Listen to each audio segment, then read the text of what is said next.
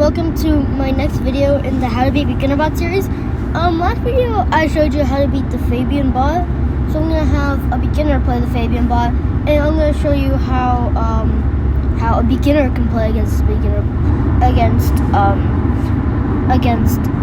Fabian bot and these bots, just so you don't have to feel like you need to do these complicated ideas, just so you can just beat him in a simple way. With the white pieces, he starts with e4, the king's pawn, often leading to sharp attacks. He plays h5 again, and Bren follows 2 pawns in the center. He could push the pawn to e5 and kick the knight out, but let's see what he tries to do. He could just develop. But when he does that, now the e4 pawn is hanging, and why would you bring your knight to the center? Why wouldn't you put your knight on f3? Because he's trying to reroute his knight to f5 or something, f4, trying to reroute his knight there. Oh, he could, if Fabian had taken and then he would have taken back, the e-file would have been open and he could have put a queen on the e-file. I don't think Brandon's knight is good. I don't think his knight is placed in a good spot, because he should have put it on f3 instead of putting it on h3, because now it can't even go to f4 because the knight defends that square. And he pushes the f pawn 2 times and then takes on the e file, trying to open up the e file. It is open. Well, it's not. It's an open file, semi-open file, because there's only a white pawn on the e file. He trades bishops, but now it's in a closed file because there are 2 pawns in it.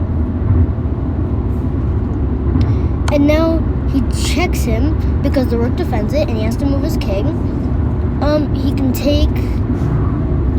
Actually, everything is defended. Knight defends the pawn, rook defends the knight, queen and king defend the bishop, king defends the pawn. Everything is defended. So white can't really capture anything, which is kind of sad. Yeah, he puts his knight to f4 and then just snaps it off. And Fabian doesn't even capture back, and he takes another pawn. And he captures another pawn, hanging the knight. But Fabian does not capture it, so he brings the knight back. Yes. And black hangs the queen. Arr, white queen.